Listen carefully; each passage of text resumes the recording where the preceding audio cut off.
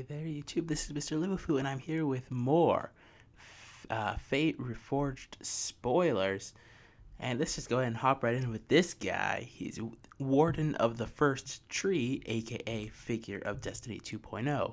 Why? Well, he's a 1-mana 1/1 that for one black-white hybrid, he can become a human warrior with base power toughness 3/3. Two colorless black-white hybrid. If it's a warrior, it becomes a human spirit warrior with trample and lifelink. And then three colorless black-white. If Warden is a spirit, put 5+1/+1 counters on it. This feels very much like Figure of Destiny because, well, Figure of Destiny starts out as a 1/1, then becomes a 2/2, then a 4/4, then an 8/8. And this guy is pretty cool. I'm glad to have this reprinted. It does cost a little bit more instead of costing 1 mana and then 3 mana and then I believe it's 6 mana. This one costs 2, then 4, then 6. You do get an arguably bigger body for the first activation. And again, Trample and Lifelink for the second's not bad either. I certainly am interested to see if this guy will see play. He's pretty cool. I really like him. It's a nice simple 1-drop that can have upside in the late game too. And you can go 2 colors with him and be okay. It's a little bit easier to cast than Figure of Destiny. Anyway, now we have Fruit of the First Tree. It's a 4-mana enchantment. When an enchanted creature dies, you gain X life and draw X cards, where X is its toughness. I don't like this card, just because if they kill your creature in response, you get 2 for 1, which is not very good. But if you're able to resolve it when an opponent's tapped out, then yeah, then okay, it's strong, I suppose. Next, you have a series of uncommon dragons. So they're all 6-mana 4/4s with flying. And then the green one, when it dies, destroy target non-creature permanent. The red one, when it deals combat damage to a player, it deals 1 damage to each creature that player controls. The black one is when it dies, you may destroy target creature with CMC 4 or less. The blue one is it mills 4 cards. And the white one is as long as it's attacking, defending player can't cast spells. Now, I think the white one's one of the stronger ones. The red one's also pretty good. Because the white one just says, boom, your kill shots can't do it. All your combat tricks that Khans of Tarkir was so famous for, you can't do it. So, I think it's fine. The blue one's probably the weakest, just because milling 4 isn't exactly that good. But, we'll see. I think that they're, it's a fine uncommon cycle. Certainly very strong for limited purposes, of course. Next, we have Tasigur, the Golden Fang. It's a 6-mana 4/5. He has Delve. And for 2 green-blue hybrid, he can put the top 2 cards of your library into your graveyard, then return a non-land card of an opponent's choice from your graveyard to your hand. Now, when I first read this, I read return a card of an opponent's choice from graveyard into your hand. I said, oh, this card's terrible. But now, he's not that bad. He basically becomes 4 mana, draw a card. But it's not draw a card, it's draw a spell.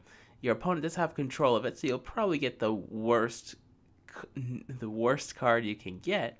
So I'm not sure if he'll reach constructed playability. But he certainly seems like he'll be a lot of fun to play in limited. He's also a 4/5, which the body is not irrelevant. We'll see. He's certainly fun for EDH players, I suppose. Next, we have Wild Slash, which is shock plus ferocious. The damage can't be prevented. The damage can't be prevented clause means you can get around protection, because what's protection do? It prevents the damage. So that is something that is important to keep in mind. But, it's a shock. It's gonna be fine. Not much else to say. Next we have Arc Bond. It's a 3-mana instant. Choose target creature. Whenever that creature is dealt damage this turn, it deals that much damage to each other creature and each player. This is a very interesting effect. It really seems very, very weak to me. Yeah, people are gonna get their blowouts and be like, "Oh, I was able to arc bond and deal, 8 damage to everything because I chump blocked and it was great." But I'm not a huge fan of this card personally. Seems like one of those bad red instants, like Howl of the Horde, that people talk about and that it isn't playable. Next, you have Whisperer of the Wilds. It's an 0-2 for 2 that taps to add green, and Ferocious adds green green.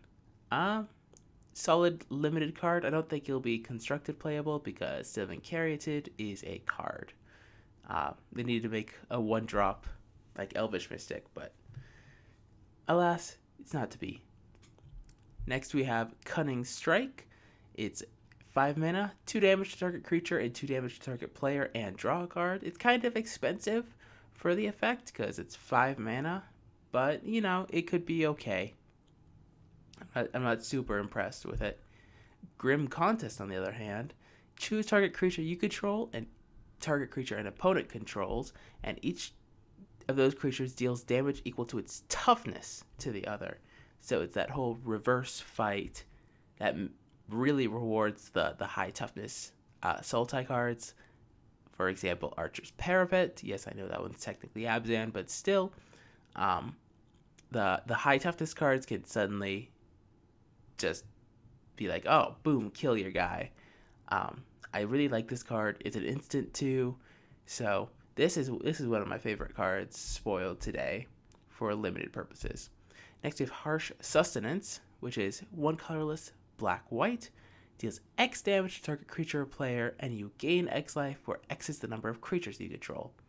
Now, this limited format, was so slow that you could really build up a decent creature base. Unfortunately, this is so situational. So it's a very powerful effect, being able to kill a creature and gain life, but you have to make sure to have enough creatures, and be wary of the I have 3 creatures, so I deal 3 damage to your 3/3, and they're in response, kill one of your creatures, and then you just get destroyed. Something to keep in mind. And lastly, War Flare.